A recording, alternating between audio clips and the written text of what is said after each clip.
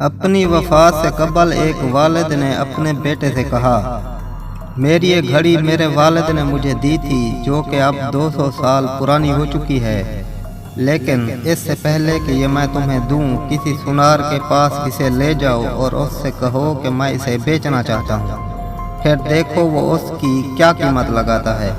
بیٹا سنار کے پاس گھڑی لے گیا، واپس آ کر اس نے اپنے والد کو بتایا کہ سنار اس کی 25,000 قیمت لگا رہا ہے کیونکہ یہ بہت پرانی ہے۔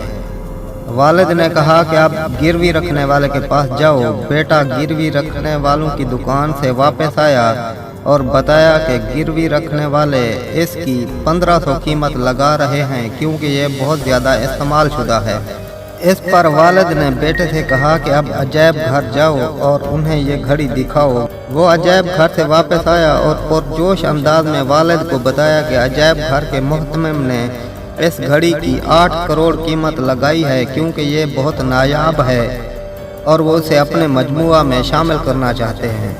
اس پر والد نے کہا، میں تمہیں صرف یہ بتانا چاہتا ہوں کہ صحیح جگہ پر ہی تمہاری صحیح قدر ہوگی۔